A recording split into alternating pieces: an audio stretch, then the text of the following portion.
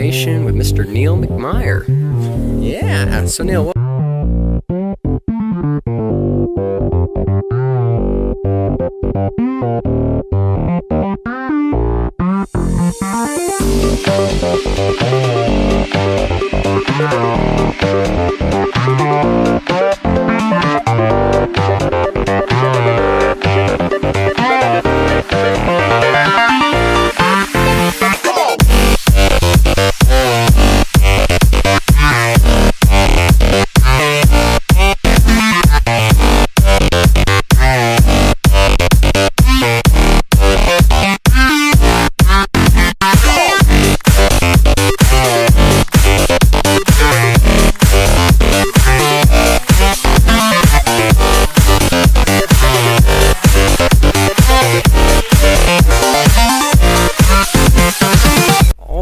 Museum of Transportation with Mr. Neal McMeyer.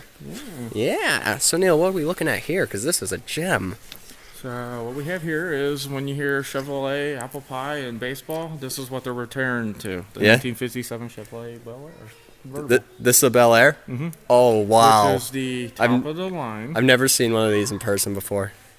I actually grew up around these cars because my uncle had one, and then this car is kind of what got me into what I have today. Really? This car made you want the classic that you have. It was the station wagon version of it, the Nomad. So when you had to change a tire, those would just pop off right there? Yeah, the fender skirts, yes. Yeah. But you could get this car without them. It wouldn't look as...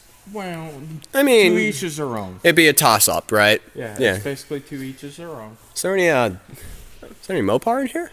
There is. Oh, I want to see. Next. Next. Oh my goodness gracious. Oh my God, look at this car. One of 9 in the world, buddy. Look at that. 1 of 9. It's so pretty. I wonder who takes care of these. Yeah, look at that Chrysler. That is it, yeah. Turbine. Oh, let me see if I can get the engine in there. Wow. Wow, that is beautiful.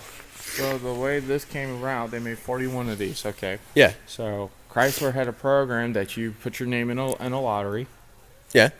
And then if your name was selected, they would bring you the car, and you got to keep the car for like 6 months. So you had to basically review the car. What you had to.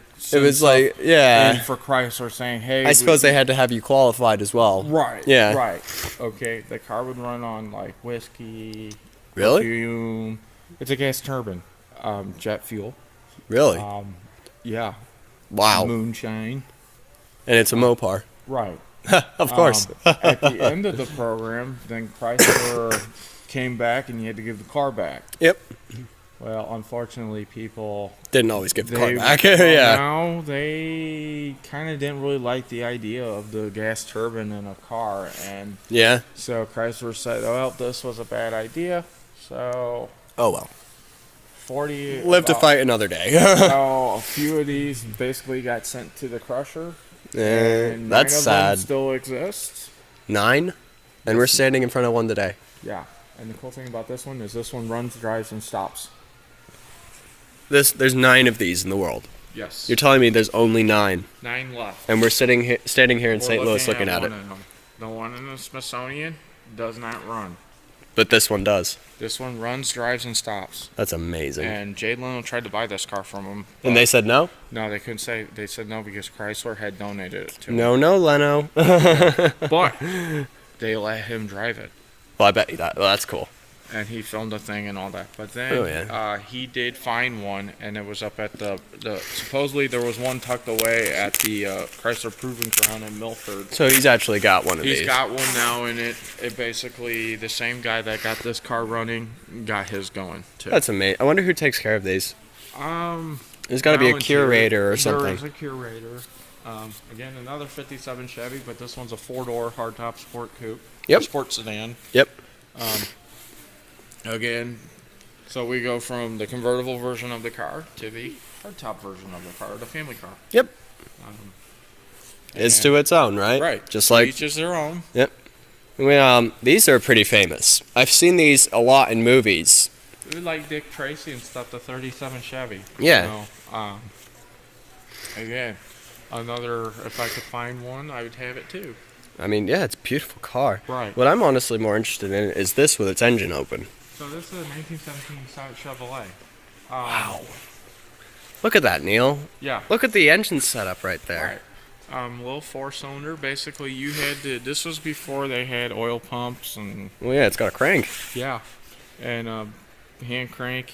You know, basically a whole bunch of pedals and levers to drive. That's cool. So now. Yeah. I'm going to reveal what the next restoration project in my garage is going to be. Your next restoration project will be. Hold on. Your next restoration project is going to be one of these. But we're going to build it into a mail truck. I cannot wait for this. We're going to do this? We're doing this. We're doing this. As soon as where are we going to get it? It's basically a joint project with my mailman friend, like my wife explained to you earlier. Gotcha. We're basically gathering all the pieces and parts, and once we have everything, yeah, we're going to turn those pieces and parts into something like this, and it will be a running, driving car. And we can expect to see that around, hope every once in a while. Right. Yeah. It would be. I'm actually excited because I can't imagine what this thing sounds like when it's on. Basically, from what I've told, it sounds like a sewing machine. A sewing machine. An old-time singer sewing machine. And of course, we got Mustangs. We got a Mustang here. But don't worry, people. This one's not. These were the good ones. Yeah, these were the good ones. This is back in the day when the Mustang was a great. I'm gonna shut my mouth. This here, 41 Cadillac, but you gotta realize when 1941 it was World War II, so they weren't really building cars; they were building military equipment. Truth, it is that's where I've seen this car before, is in World War II movies. Yeah, if it was being used as a staff car. That's amazing. Yeah, you're right. That's a general's car. Right. Wow. Basically, this is what started it all. Yeah, the buggy. Oh, look, they've got a sleigh. Yeah. That's amazing. That's Surrey, the Banner Buggy Company. Wow. Banner Buggy. I wonder where those came from. Huh. Those are probably on mine from somebody. Is that trickle charging? No. So what's going on here? So in the 50s and 60s, when Route 66 was around. Yeah. Basically, you have what they call the drive-in movie. Oh yeah. So that is. That's the speaker for the drive-in movie. For the drive-in movie. Oh my goodness, I've always wanted to see how that worked. There it is. There you go. I've never seen it, So you pull in there to have the neon. It's usually they'd be showing American Graffiti or some kind of movie. And you hook your car up. Yeah. Yeah. That's amazing. Well, 51 Studebaker. This is an orphan. Studebaker's no longer in business. Yeah. Again. Very rare. Very, very rare car. It's amazing. This is very, very amazing car. Oh yeah. Okay, so. What about when we were at the junkyard yesterday? Remember the Chrysler that was next to that Fury that was at the Boneyard? Oh yeah, the really, really nice one that we were like, why is that here? Right. Yeah. With the motor missing? Well, yeah. Well, that was why it was there, but, That's it. 331 cubic inch, that's the early Hemi. Displacement. Wow. Oh, wow. So they called it the V8 Firepower. That's amazing. Except this one's in a wagon form. That's cool. Again, this is what we I dig the wagon. This is what we call a Survivor. Yeah, she looks like a Survivor, too. Yeah, but again, this had a Hemi in it, and probably still has a Hemi in it, actually. It still does. It's only 200. They only made 251 of these. And I wish I could find the curator right now to ask him if they could show us that, because I would love to see that Hemi. Like that is just, that's beautiful. There's the lady right there. I'm sure if you ask her nicely, she may say, yeah, sure. I'd love to see it. I might ask her off camera, though. Yeah. Yeah. 1906 Ford Model N. So this is before the T.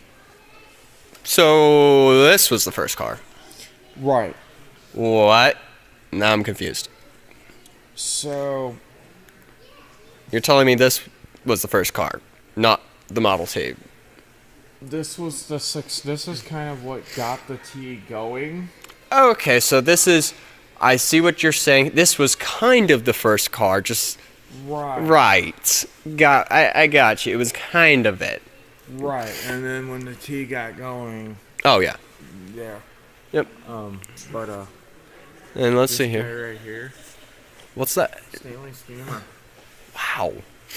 You never seen Stanley steamer before? Yeah, on the side of inside of Vans now. Well. Yeah, but back in the 20s, they made cars and they. Is that an engine cover? Oh, that's no, it's a an boiler. Oh my. Oh, it's an. This is a steam-powered car. Exactly. That's a boiler, just like a locomotive. Mm-hmm. Leno's got like 15 of them. What did these sound like? Like, oh my god, I couldn't imagine this thing going down the road and you not turning your. It sounds like a steam train. Yeah, I mean, I'm if you lived back in that time period when this car was around, you saw one of these. Dangerous. These were dangerous because. Well, I believe it. If you got too much pressure in the boiler, it just go. Oh my! And shrapnel and hot water and everything. Hot water and people were getting scalded when those blow it up and all that shit. Well, at least, and now we're just popping turbos. Right. Went from popping boilers to popping turbos. Popping transmissions. Oh, yeah, transmissions too. Ha ha ha. Oh man. All right.